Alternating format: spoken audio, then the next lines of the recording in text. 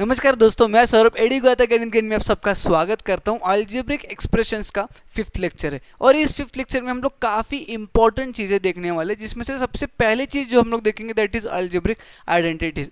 ये कुछ important algebraic identities है जिन्हें जानना बहुत ज़्यादा ज़रूरी है। ये 4 अलजेब्रिक आइडेंटिटीज़ इस अलजेब्रिक एक्सप्रेशन इस चैप्टर में बहुत ज़्यादा इंपॉर्टेंट है। इनको जानना इंपॉर्टेंट है, इनको समझना इंपॉर्टेंट है और इनको अप्लाई किस तरह से करना है वो भी बहुत ज़्यादा इंपॉर्टेंट है। सबसे पहले तो ये 5 अलजेब्रिक आइडेंटिटीज कौन से है मैं बताता हूँ। a plus B the whole square is your first identity, जिसका answer is a square plus 2ab plus B square. ठीक है। Second identity is a minus B the whole square. यहाँ पे a plus B the whole square था, यहाँ पर a minus B the whole square, जहाँ पर a square minus 2ab plus B square रहने वाला है। a square 2ab B square same है, बस यहाँ पर a प्लस बी में ये सेकंड प्लस रहेगा, a माइनस बी में ये सेकंड माइनस रहेगा। Is that clear for you? Third is a plus b into a minus b, which is equals to a square minus b square. A plus b into a minus b is equals to a square minus b square. Fourth is x plus a into x plus b is equals to x square plus a plus b into x plus ab. x plus a into x plus b ही आपको थोड़ा सा difficult confusion लगेगा, confuse करेगा, but बहुत easy है। x plus a into x plus b is x square और last में A B है। ठीक है। बीच में ए और बी को ऐड करेंगे और उसको मल्टीप्लाई करेंगे एक्स से। अब ये जो आइडेंटिटीज मैंने बताया that is this is equals to this. अब इसका वाइस वर्सा भी आपको जानना बहुत जरूरी है। वाइस वर्सा यानी कि A square plus 2ab plus B square is nothing but A plus B the whole square. A square minus 2ab plus B square is nothing but A minus B the whole square. A square minus B square is nothing but A plus B into A minus B. X square plus A plus B into x plus A B is nothing but X plus A into x plus B. Why? Because जब आप इसके questions को solve करोगे, जब इनको apply करना start करोगे, तो आपको रिवर्स वे में भी क्वेश्चंस पूछा जा सकता है।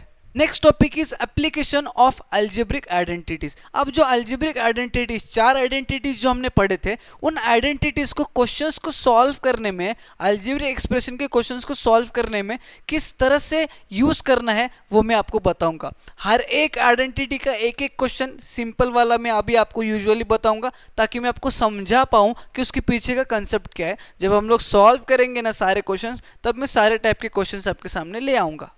अगर हम लोग ध्यान दें सबसे पहले क्वेश्चन पे, which is y plus 9 the whole square. ठीक है। y plus 9 the whole square को सिंप्लीफाई हमें करना है, वो भी आइडेंटिटीज को यूज करके। अब यहां पर ध्यान से देखोगे तो this resembles with a plus B the whole square. सही है गलत है?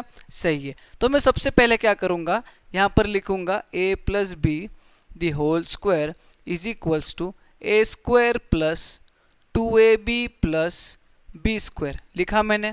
ठीक है। उसके नीचे में क्वेश्चन को लिखूंगा y plus 9 the whole square is equals to, यहाँ पे किसका स्क्वायर कर रहा है? a का। a कौन है यहाँ पे? y। तो यहाँ पे लिख लूंगा y square plus 2 into a कौन है? y।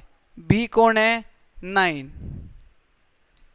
प्लस यहाँ पे b का स्क्वायर हो रहा है, b कौन है यहाँ पे? 9। तो 9 का square is 81। Is that clear for you? आगे y square plus 2 into y 2y और 2y इंटू 9 इज 18y। यहाँ पे मल्टीप्लीकेशन है। ठीक है। Plus 81। So this is your final answer for y plus 9 the whole square. किस तरह से सॉल्व किया? ये रिजेंबल कर रहा था a plus B the whole square, मैंने लिख लिया उस आइडेंटिटी को। अब आइडेंटिटी जैसा जैसा कह रहा है वैसे वैसे मैंने स्टेप वाइज किया, तो मेरा फाइनल आंसर आ गया। This was application of first identity. Next question को देखो। Question is 3y minus 1 the whole square. Now this question resembles to a minus B the whole square. जी हाँ, a minus B the whole square से ये मेल खाता है। 3y minus 1 the whole square, a minus B the whole square कहता है a square minus 2ab plus B square. जी हाँ, यही कहता है।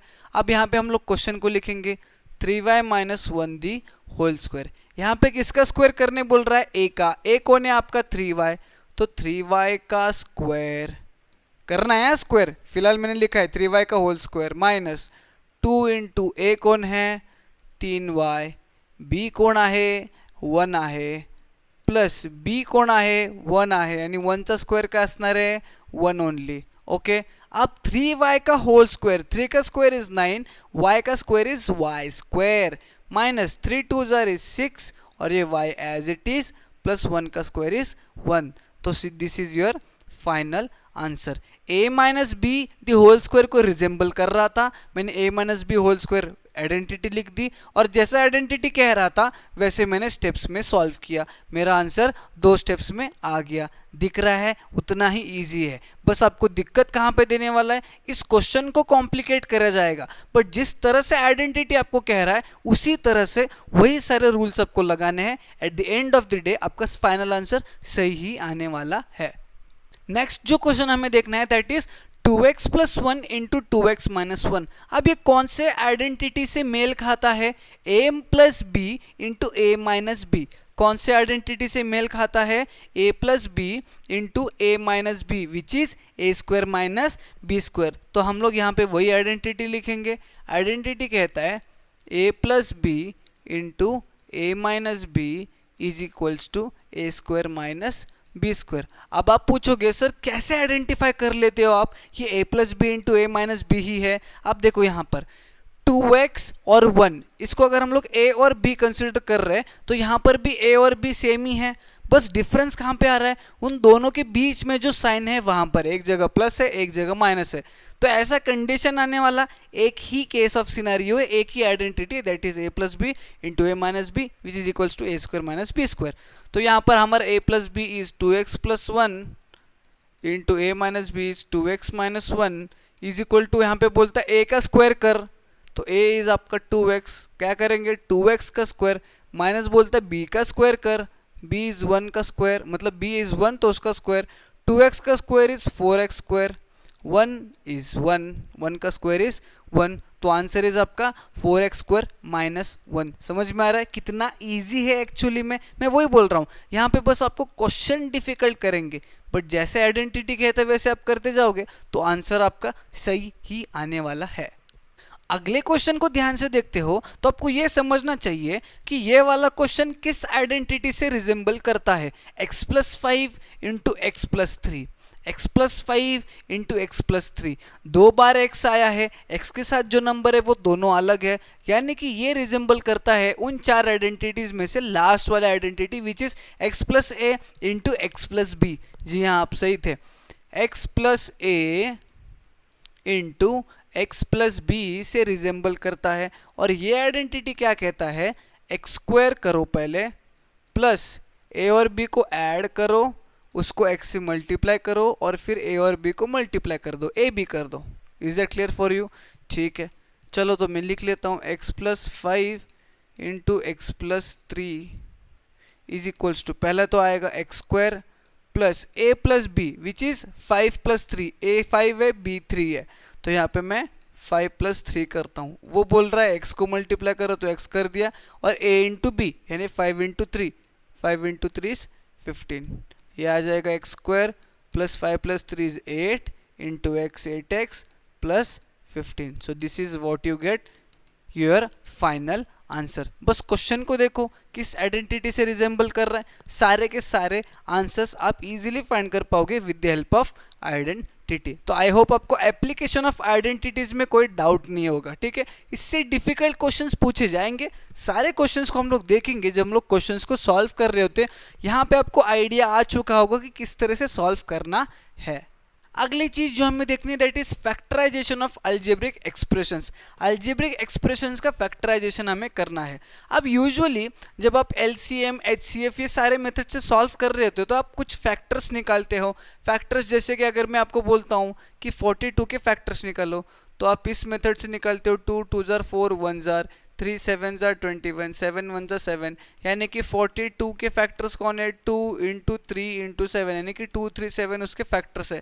कुछ इसी प्रकार से हमें अलजेब्रिक एक्सप्रेशंस के भी फैक्टर्स निकालने होते हैं। और फर्स्ट लेक्चर में मैंने आपको बताया था फैक्टर्स किस तरह से निकालना है, यानी कि फैक्टर्स होते क्या है मैंने आपको बताया था। फॉर एग्जाम्पल मैं लिखता हूँ 45 x cube y raise to 4, ठीक है, 45 x cube y raise to 4। अगर इसके फैक्टर्स मुझे सिंपली निकालने हैं तो यूजुअली मैं क्या करूंगा ना, 45 को एज इट इज रखूंगा और यहाँ पे कितने एक्स है 3 एक्स है, तो मैं 3 एक्स को मल्टीप्लाई करूंगा, और कितने वाई है 4 वाई है, तो 4 वाई को मैं मल्टीप्लाई करूंगा। ये हो गया आपके फैक्टर्स। इसको और ज़्यादा खोलना है तो मैं 45 के भी फैक्टर्स निकाल लूँगा। अगर 45 के फैक्टर्स निकालना है तो 3 × 3 × 5 करूँगा, और बाकी 3x तो एज इट इज़ रहेंगे ही रहेंगे, और साथ ही साथ 4y तो रहेंगे ही रहेंगे। समझ में आ गया? So these are the factors of algebraic expression. किसी भी अलजेब्रिक एक्सप्रेशन का फैक्टर्स निकालना है इस तरह से आपको करना पड़ेगा। जिस तरह से हम लोग किसी भी नंबर का फैक्टर्स निकालते थे उसी तरह से 45x³ y⁴ है, कुछ इस प्रकार से हमने उसके फैक्टर्स निकाल लिए। तो फैक्टर्स निकालना आपको पता चल गया। ये जो सारी चीज़ें हैं इनको हम लोग फैक्टर्स बोलेंगे, और ये जो प्रोसेस है इस प्रोसेस को हम लोग बोलेंगे फैक्टराइजेशन। समझ में आ गया? फैक्टराइजेशन क्या है, फैक्टर्स क्या है? फैक्टर्स निकालने के प्रोसेस को फैक्टराइजेशन बोलेंगे, और यही प्रोसेस हम लोग अलजेब्रिक एक्सप्रेशंस में कर रहे हैं। तो वो अलजेब्रिक एक्सप्रेशन कितने ही टर्म का क्यों ना हो, हर एक टर्म का अगर आपको फैक्टर निकालने के लिए कहते हैं तो कुछ इस प्रकार से आपको फैक्टर्स निकालने हैं। ठीक है, समझ में आ रहा है आपको? अगली कंसेप्ट जो हमें पढ़नी है दैट इज कॉमन फैक्टर्स। ठीक है, अब फैक्टर्स हमें पता है किस तरह से निकलना है, बट कॉमन फैक्टर्स क्या चीज़ है वो मैं आपको बताता हूँ। फॉर एग्जांपल, एक एग्जांपल कंसिडर कीजिए, -45 x³ ठीक है, -45 x³ ये एक मोनोमियल है, और सेकेंड मोनोमियल हमारे पास है 9xy⁵। ठीक है, अब दोनों के फैक्टर्स निकालेंगे। इसका अगर फैक्टर निकालना है तो ये आ जाएगा 3 × 3 × 3 × 5 × x और y 2 बार है तो y × y। ठीक है, इसकी फैक्टर निकालने जाए तो 3 × 3 × x एक ही बार है, × y 3 बार है, तो उसको 3 बार मल्टीप्लाई करेंगे। ठीक है, ये तो हमें आता है फैक्टर्स निकालना। अगर हम लोग बात करें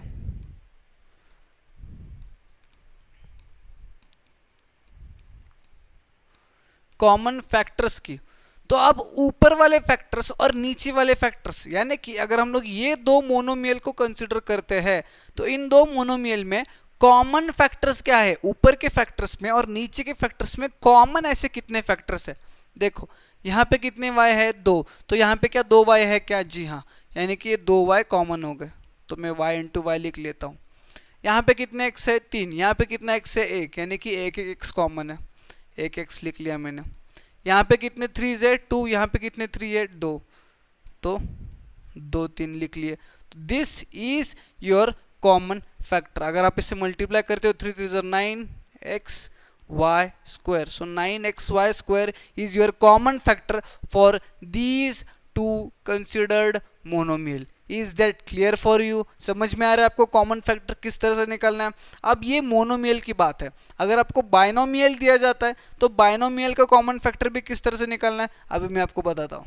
देखो आपके सामने एक बाइनोमियल है which is 3x² y - 1xy³। अब इस बाइनोमियल का आपको कॉमन फैक्टर निकालना है। किस तरह से निकालेंगे? तो दैट्स वेरी इजी। यहाँ पे देखो, अगर आपको फैक्टर्स आप दिमाग में भी कैलकुलेट कर लेते हो तो you can find the common factor very early. अब यहाँ पे x कितने हैं? 2 है, y कितना है? 1 है। ठीक है, तो यहाँ पे 2x y 1 है, यहाँ पे 1x y 3 है, यानी कि यहाँ से क्या कॉमन निकल रहा है? एक x कॉमन निकल रहा है, एक y कॉमन निकल रहा है। y बिकॉज यहाँ पे 3y 1x है और यहाँ पे 1y 2x है, तो कम से कम 1x और 1y तो है ही है। तो इसका कॉमन फैक्टर आपका आ जाएगा xy, and other than common factor आपका आ जाएगा जो बचेगा अंदर, दैट इज 3x - y। समझ में आ गया? ये आ जाएगा 3xy × 3x - y, जहां पर xy इज आपका common factor for this binomial.